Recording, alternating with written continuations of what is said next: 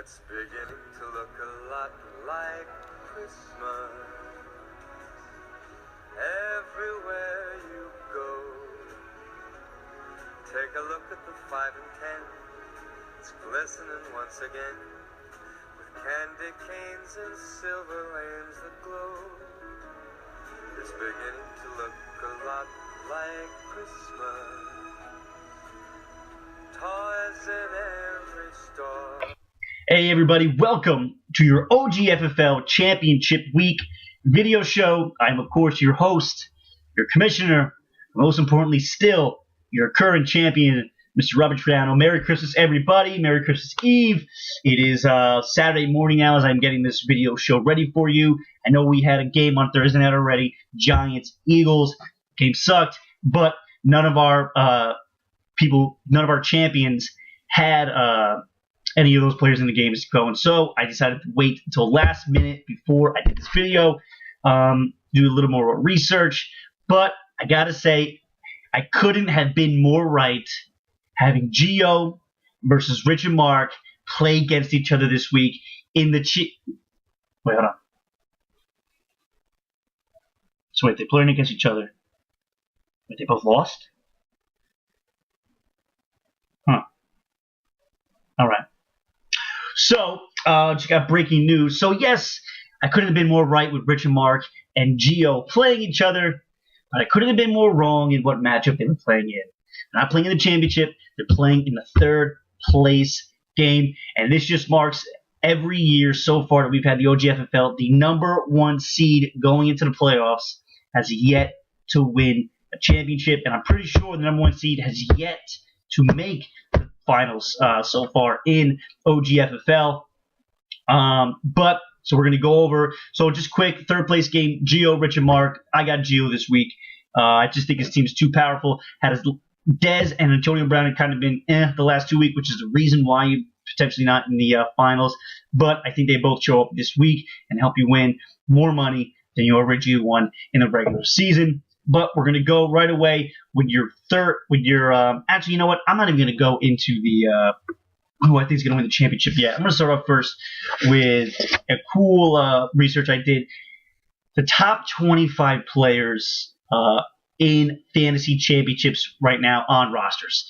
And it was pretty cool to look at who those top 25 players are, where they were drafted, and who has them in our league. So, real quick, your top 25, write down in order from 1 to 25, highest percentage.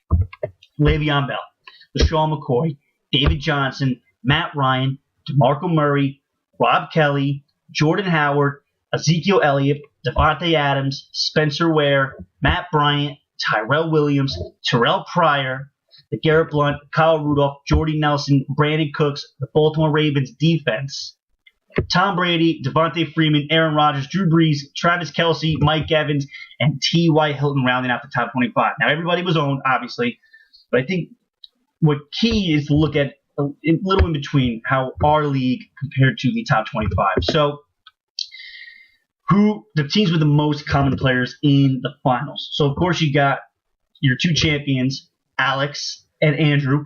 Alex had 4 players, and Andrew had 3. Rich and Mark also had 4 players on their team with the most common on fantasy finals. Gio also had 3. So Rich and Mark had 4, Alex had 4, Gio had 3, Andrew had 3. There was another team in our league that had 3 players that are most commonly on fantasy final rosters, and that was my team with 3, with Jordy Nelson, Mike Evans, and who am I forgetting? Jordy Nelson.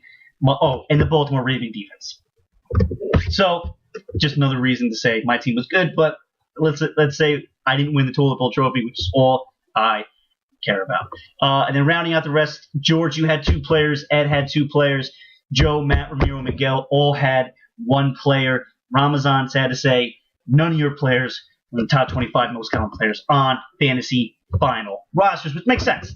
But let's look a little more in depth. So I usually say that you can't win a draft, you can't win a season, you can't win a draft with your first 3 round picks, but you can lose a draft by picking the wrong player, getting a guy injured. You can lose drafts by that. You can lose leagues in the first 3 rounds, but I always say you can't win drafts.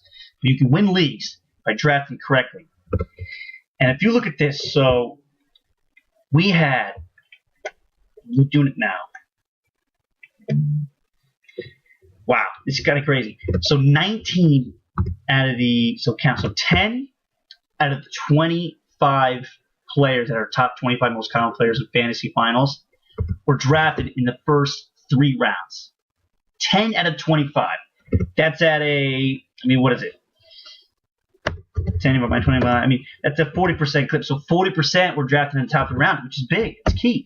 So yes, maybe you can't lose drafts. Maybe you can't win drafts, but you could win leagues in the first 3 rounds by drafting correctly. And look, top 3 players: Le'Veon Bell, LaShawn McCoy, David Johnson. Top 3 in fantasy playoffs. The only players over 40% all drafted in the first 3 rounds. Then you got players like this: Matt Ryan, Rob Kelly.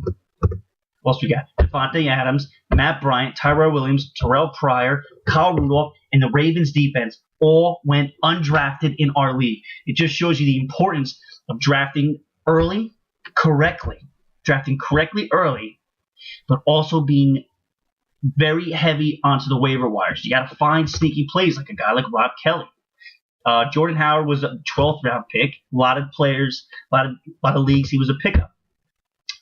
You got guys like Tyrell Williams, Terrell Pryor. Kyle Rudolph was a tight end that wasn't drafted.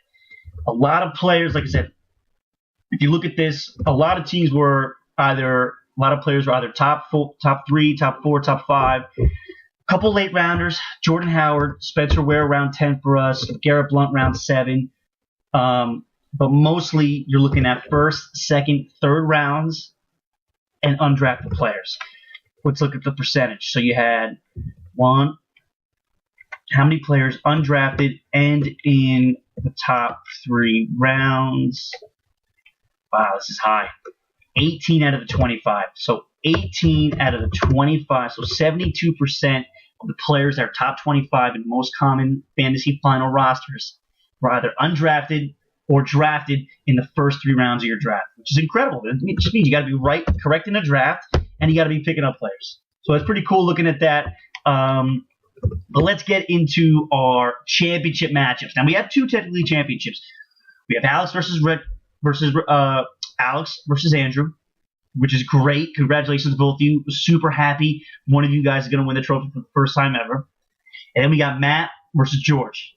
And I know Matt really, really, really wants that draft pick for next year because he's got one player on his mind, and I'll give you one guess of who that player is. But let's start off with our number 1 championship game, Alex versus Andrew. Now, both teams, good matchups, projected very high scores, 103 to 104. But let's look at this. Now, you could say Aaron Rodgers has a tough matchup against Minnesota, but he's at home. They need to win. They got to win out still. And a Minnesota defense that hasn't played well as of recently compared to early in the season. So Aaron Rodgers could have a very good game today. Still think that projected 21 is a little low. So maybe he gets around 25. I think he has a really good game. Golden Tate against Dallas, not a terrible matchup. Cooks against Tampa at home. New Orleans, you never know. They could always shoot fire. Frank Gore against Oakland, not bad. Doug Martin against New Orleans, good matchup, but Doug Martin's been disappointing. Antonio Gates, dude seems like he's a touchdown or bust guy. He gets a touchdown today, he could do you very good, Andrew. Yeah, Todd Gurley against San Fran. This may be the one time this year you could safely play Todd Gurley. 16.5 is a lot of points projected, but he should be okay. Yeah, Matt Bryant, who, like I said, has been dominant this whole year. He's the number 1 fantasy kicker in the league, most consistent, and he's on a lot of fantasy final rosters. Now, you had a tough start with the Giant defense. All right, I forgot about that. But the Giant defense, 3 points, still better than nothing. Now, let's look at Alex. Devontae Adams, like I said, Aaron Rodgers could have a good game. Devontae Adams could have a very good game as well. Inman against Cleveland should be pretty good. Stewart against Atlanta. I think that's going to be a good matchup. McCoy has been dominant. Man, it's going to be a really tough matchup. Even Crowell at home against San Diego could be a good sneaky play. Gostkowski against the Jets, of course. Man, it's going to be really, Really tough. This is going to be an extremely high-scoring game. But looking at this, off the bat, you know what? Alex, I know this isn't your first time in the championship. I know you've lost before. And I got to tell you, I think you're going to lose again here. I think Andrew comes out of nowhere making great trades with myself and Ramazan right before the trade deadline and taking this championship all the way. It seems like that's the case. Trades, pickups, bring teams out of nowhere to win championships. And I think Andrew this year wins our OGFFL championship. So congratulations to Andrew. It's guaranteed you are absolutely going to win this championship. But let's look at the ultimate prize, and that is the draft pick. Who gets the pick, I guess, number 1 overall next year if they really want to? Or pick maybe late round, middle round, wherever you want to pick. Let's look at this. Rivers against Cleveland should be a very good matchup. Watkins, I don't know what's going on with him, but Tyrod Taylor cannot find him. Hopefully he can find him this week against Miami. Be nice. Edelman against the Jets, always a good matchup. I mean, Zeke, been dominant. Thomas Rawls against Arizona defense, a tough matchup. Jimmy Graham against Arizona defense, I think tough matchup. That's going to be a low-scoring game, I think. Kenny Britt against San Fran, always a good matchup. Anybody on your bench I'd play instead? You don't have Brady in there. Brady's got a good matchup against the Jets. Phillip Rivers against Cleveland, Brady against the Jets. I may go Brady there. But you keep what you keep. Actually, this video may not even come out before the games start, depending on what time it is. But still, could be very good. We'll see. Let's look at Matt's team. Greg Olsen against Atlanta, a very, very good matchup. Ajayi against Buffalo. Who knows? I mean, Buffalo, for some reason, they're either terrible against running backs or good, so hopefully they're terrible. Matt Ryan against Carolina, always a good matchup against Carolina. For some reason, that defense just went down the drain. I don't think it was just Norman. Kuechly out, Norman gone. Defense just isn't as good. That should be a good matchup with Ryan. He's been dominant. Jordan Matthews had a bad day. Kind of stinks. Crabtree against Indy. That should be a high-scoring game. He should be good there. Jeremy Hill, the only running back there in Cincinnati against Houston. Houston needs to win if Tennessee wins, so that could be a good close game. Sanders again. Man, I don't know. You got Ingram on your bench. This is a tough one. Looking at this is a very tough one to pick. I think I may have to go. I think I'm going to go George here. I think George winds up winning this whole. He beat me first round, won last week, and I think, George, if you're going to win your draft pick, you're going to choose your draft pick next year. That's it, guys. I got Andrew with the championship, and I got George with the chip, and I got Gio, his team, finally picking up where it left off in the regular season to win himself a cool $200, winning his money back this year. But that's it, gentlemen. Everybody have a Merry Christmas, Happy Hanukkah, if anybody of you guys celebrate that. I don't know what everyone's religion is, but I just want to say it's been a great, great year. I'm not done with videos. I'm hoping I can come back with a recap of the whole season video next week, next week or the week after that. We'll see. But I miss you all. I hope I see you guys soon. Merry Christmas, everybody.